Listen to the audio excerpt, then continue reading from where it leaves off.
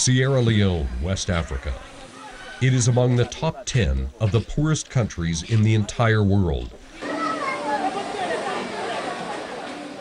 From 1990 to 2001, Sierra Leone suffered through a devastating civil war, fueled by greed, funded by blood diamonds.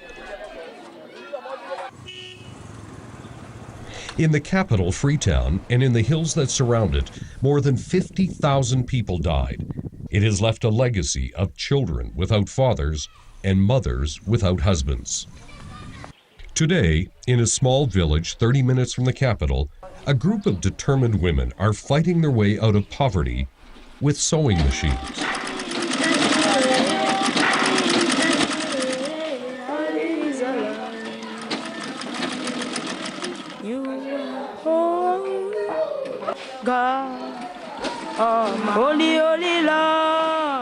Hawabringa is 36. There's no husband to help her care for and feed her 3 children. Masare Kuroma's husband died, leaving her to care for 4 children. Jesus, walk with me. Josephine Blake is alone. She has lost a husband and a daughter. Love you, Jesus, worship you. They are all here to learn a trade, to learn how to sew. Their teacher is Sylvia Rempel. As you get better, you learn to control it with your left hand. See this? You just move it so... The Canadian mother, grandmother, and great-grandmother has spent much of the last decade traveling the world, from Africa to South America and to Eastern Europe, showing women how to sew their way to independence. And then you open it and pull it. Now, in your package, when you open it, you will see 2 pieces like this. Sylvia Rempel learned to sew as a young mother, to put clothes on her husband and children, and to start her own business. It was a good thing. We got married really young. I had 4 kids, and my husband was a school teacher, made $250 a month. We couldn't afford anything, so I had to sew everything.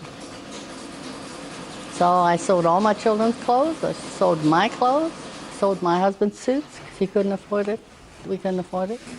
So that's kind of basically where I learned all the skills, and then down, once the children were older, I started a skiwear company. That company was Sun Ice, a Canadian business success story.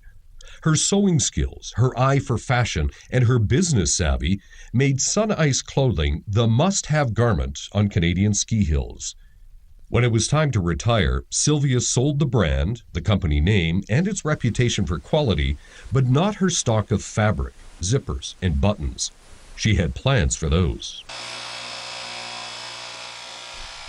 When she's in Canada, you'll often find her inside a cluttered Calgary warehouse, creating patterns and cutting fabric, putting it into a suitcase to take to Africa or South America or wherever the next class will be taught.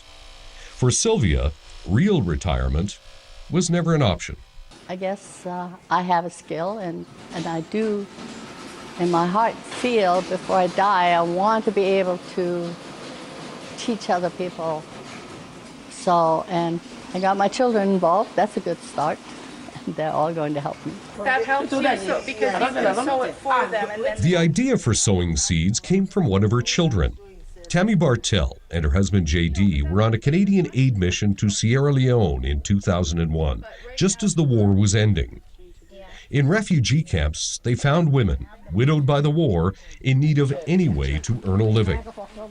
Tammy went home and convinced her mom that they had to plant the roots of a humanitarian sewing program in Sierra Leone. But you use your sewing machine? Yes, I can sew for me, Cecil. On our first trip, when we brought women into the area where we were teaching, we knew that they would go back out to their villages eventually, because we taught in a camp, and because after the war they separated them into camps. We started with the war widows, and many of them didn't have an income for their children. Their husbands were gone. That was the income, and it was just devastating to see that they had no hope, they had no education, many of them couldn't read or write, so you know, they were at a loss. What am I going to do? How can I, there's only so many people that can sell peanuts at the market, right?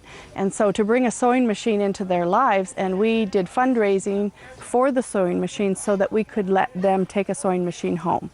And we did a sort of a, microcredit type of thing where they had to pay a percentage back because we wanted them to own that machine. To understand how a sewing machine and a bit of training can change a life in a village like this, you need look no further than Mama Kamara. She lost almost everything during the war, including her husband and her parents. I was a widow. Widow at this time. Look the way I'm living. Without those people's help, I can't live this way. I can't live this way. Made someone with no husband, nobody to take care. You come and change that person's life. Mama went from scrounging for food in a swamp to owning her own tailoring shop. She now employs 6 people in the village of Tintafor, has taught them to sew. She makes custom clothing for her clients. The very day she graduated from the sewing program, she was given a gift of a sewing machine and some fabric from Sylvia and Tammy, and she made a commitment about her future. I know that. You know that? Yeah, I know that. I said I will not do anything again. I will going to be professional in tailoring. And I will do my business in tailoring. That was my plan that I'm thinking of. So God have already helped me that. Now, from that time, I was having just single machine. Now I have 7 machines together with overlock, which makes it to be 8 machines. Mommy Sylvia is my own mother. Let me say this now, it's my own mother. Because Mommy Sylvia changed my own life to a new life. I don't know what to do for Mommy Sylvia. Mommy Sylvia already promote and elevate my own life. My life and my children and other people's life. So I'm proud of Mommy Sylvia. If we can get support for her. And Mama Sylvia is proud of her. She's absolutely a go-getter.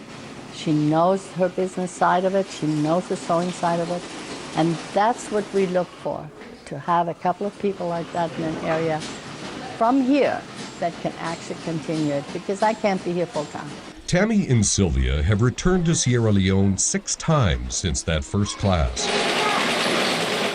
They met this group of students in 2009 for a beginner class. The first thing they had to learn was how to use an old-fashioned treadle sewing machine, the kind that will work without electricity, which is, in Sierra Leone, most of the time. In the months between the beginner class and the return of their teachers, the women practiced on the machines that were left by sewing seeds in a borrowed hall in a local church. They created their own patterns using Sylvia's fabrics, created clothes and other items that they can use or they can sell in local markets. Oh, this. Now this one you made, where did you get this fabric from? Well, this I bought it from the town. From town? Yeah. Oh, wow. From the shop. Eh? Look at the detail, eh? Cute. Beautiful. I want to open my own tailor shop so that I can make dresses. And also, if I have the opportunity to train other women, I will also do it. So for now, that is my dream. I want you to make sure you test that the stitch is good, okay? Otherwise, it doesn't work. Through their classes, Sylvia impresses on the women that quality is the key to their success. In order to sell what they make, it has to be perfect. And we will top stitch, small seam around and up. After 7.5 long days of classes, the time has arrived for the group's graduation. We are celebrating the graduation of our intermediate class. There are certificates and congratulations. Congratulations. All right, we'll get a picture. I'll go on this side. Oh, right there, yes. And an invitation to return for an advanced sewing class when Sylvia and Tammy can find their way back to Sierra Leone. In return for these 7.5 days of hope, these women of Sierra Leone offer what no one, not war, not poverty, have been able to take away from them: Yes, I love you with the love of God. Their voices, Yes, I love you with the love of God. I can see. they join together in song for Sylvia and for Tammy, a gift of gratitude for their friendship and their compassion.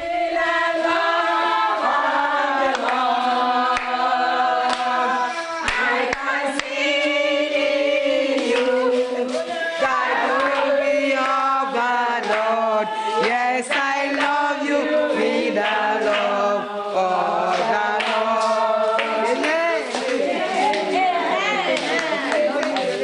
Lord. When we come back, recruiting Canadian women to sow seeds, taking their needles, their thread, and their knowledge to a desperately poor valley in Peru.